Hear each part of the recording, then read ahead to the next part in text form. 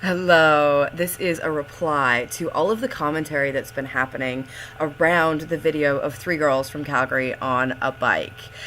Recently, Melissa Sterling and CJ and I were on a bike and we were planning a girls' day and we couldn't get a taxi. And so I had three girls on a bike. Let's do it. So we put the three of us on a bike and we drove about 11 minutes, 2 kilometers into Ubud town. It was like the biggest traffic I've ever seen on that road.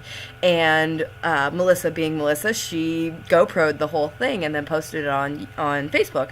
And that video has had over 85,000 views in the last 48 hours since she shared it.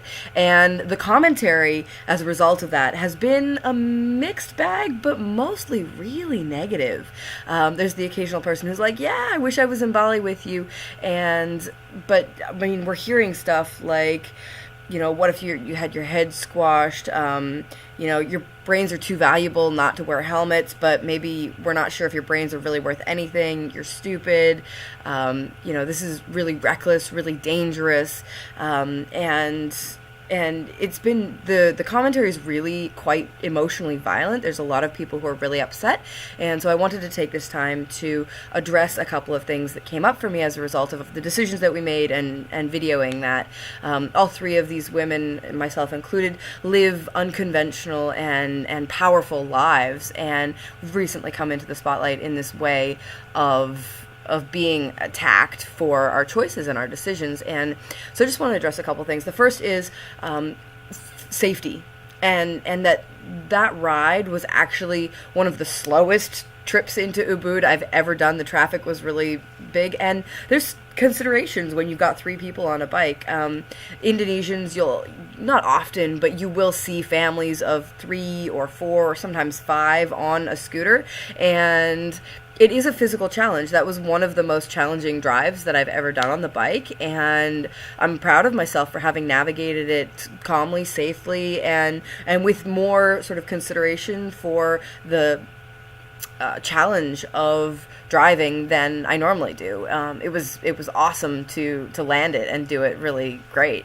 The second piece is helmets and safety, and this is something that I'm really sort of passionate about, is that helmets don't make you safer. If you crash, they may prevent you from getting a head injury, but they don't prevent you from getting in accidents. Good driving does, paying attention does, following your intuition and listening to the flow, especially in the traffic in Ubud and other parts of the world where there is this sort of like this flow and the normal traffic rules of North America don't apply, and everybody's sort of weaving in and out in this thing. Going into the opposite lane is a very normal, common occurrence here. To get past somebody, it happens every day, thousands, if not hundreds of thousands of times, and it's a part of driving here. And the thing that makes us safe is that we are always safe. If any one of us had felt scared or like our lives were in danger or that there was something not quite right about hopping on that bike in that moment, we are confident enough and true enough in our own sense with our own intuition to have not hopped on that bike. And so all of us did it knowing that when we hopped off the bike, we would be totally fine. And this is a piece that I feel like is missing for people who are coming from a place of fear. They're saying, like, it's dangerous, it's stupid, you could get really hurt. And it's like, you take a risk when you cross the street, you take a risk every time you hop on a scooter, and at the same time you don't. Because if you live in a world of fear, you will validate that through your creation. You will create experiences that cause pain and suffering and make you wake up to the not truth of that through pain and suffering. I've never broken a bone. I've never had any major injuries. And I don't plan on doing that because I don't need to break something to learn my lesson.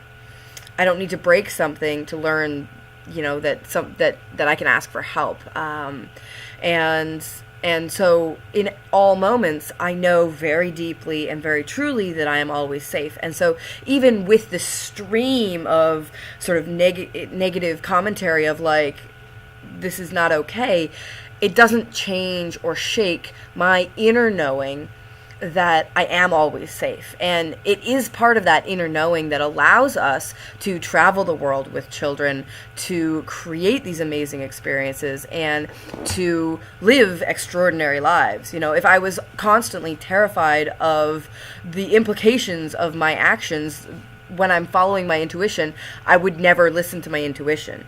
And there was a really beautiful experience this afternoon, New Year's Eve, where I decided to jump off the second story of a building into a pool.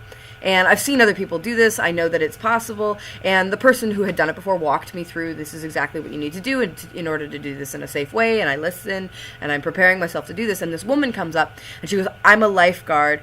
Don't do it. It's not safe." You know, and I listened to her, and I heard the fear in her voice. I heard the concern that she was expressing. She didn't want me to hurt myself. And so when I hear these other people saying, don't be so reckless in driving a scooter, it's like I hear their concern. They don't want me to be hurt. I appreciate that. And at the same time, recognizing that that space comes from a space of fear. It comes from a space of contraction. It comes from not knowing deeply that they are always safe and that I am always safe. And the beautiful, going back to the jumping off the roof story, is that this woman watched me. She said, "Don't do it." And I said, "Look, I made my decision 5 minutes ago, and I'm jumping off this roof, and it's going to be awesome, and I'm going to be fine." And that was a really powerful moment to stand in my power and say, like, I'm going to be fine. I'm going to be better than fine. It's going to be awesome, you know? And she stood on the top of that roof, and she watched me as I stepped off the roof and splashed into the pool and was totally fine. And then you know what she did? She jumped off the roof after me. I moved out of the way, and she splashed into the pool, and she was like, "That was awesome!" And then she did it 2 more times. I did it 1 more time. She did it 2 more times, you know? And this is the power, this is the power in somebody taking direct leadership and saying, your fear does not scare me. I am solid in my knowing. I am true in my knowing. And you cannot shift that. If I felt fear in that moment when she said, "Don't do this," and I was like, "Ooh, I'm scared," then there's a possibility that I might get hurt. If I buy into that fear, if I let that fear impact me. And I've experienced this, and I've seen this play out in my life. Because there have been moments where somebody was like, I was like, "I'm going to go do something," and they're like, "You're going to get hurt." And I was like, "Ooh, that makes me scared." And then I would go do it, and I would get hurt because I wasn't clear in my intent. I wasn't clear in my field of like, I'm always safe. So you need to be running a really solid field of I'm always safe in order to have that as an experience. And it's unfortunate that many of us are raised with this space of don't do that, you're going to hurt yourself. Our parents have fear mentalities. They pass those fear mentalities onto us, and then we project those fear mentalities onto people who are taking risks, you know. But to be truthful, there are people in Bali who are local who wear helmets. And there are people in Bali who are local who don't wear helmets. And each of those groups of people make those decisions on a regular basis because that's what they need to do to make themselves feel safe.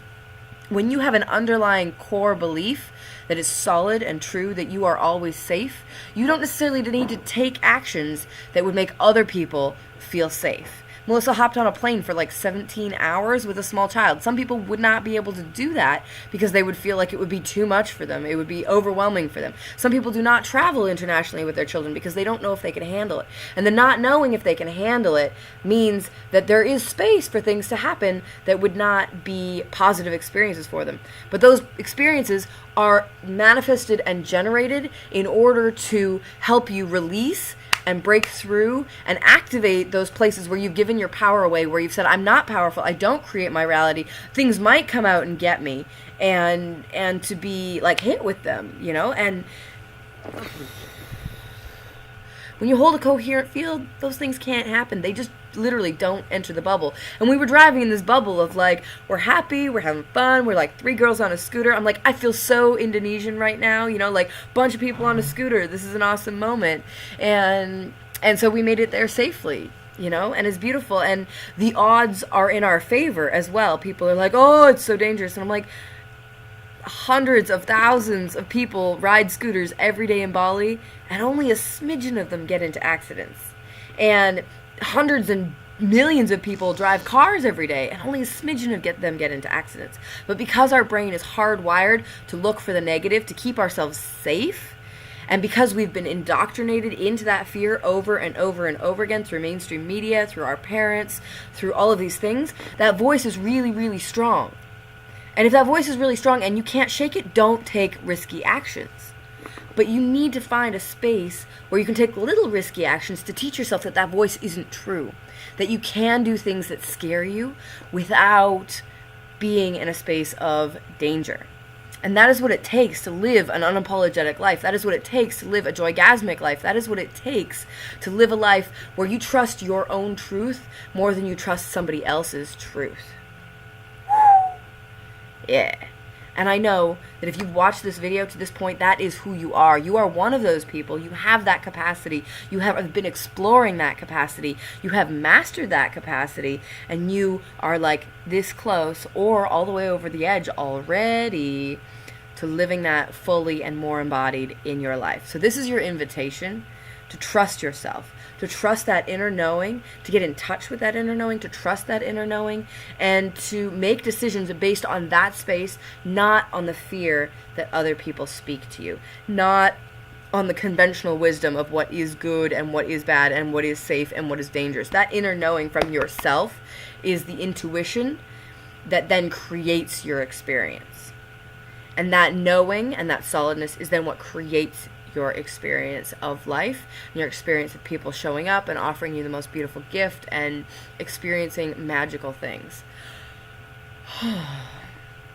I also want to give a shout out to all of the people who are in my community and Melissa's community, Unicorn Tribe, who are speaking out on our behalfs and supporting in the conversation. There is a lot of negativity, and I want to encourage you that even if somebody's calling you names, even if somebody is being nasty, that you continue to speak from a place of love, because that space of love is what is really asking to be conveyed here. We are angels here embodied to help people heal that trauma. And when we don't respond with anger, when we don't respond with fear or hatred back, there is this space of healing that is possible for them. They are calling out and asking to be heard in the fear that they have, so that we can help them heal it and help them transmute it and help alchemize it.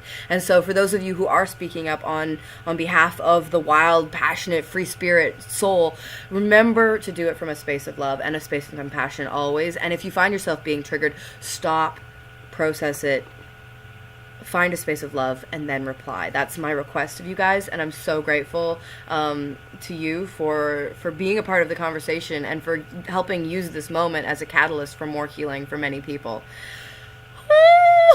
Thank you.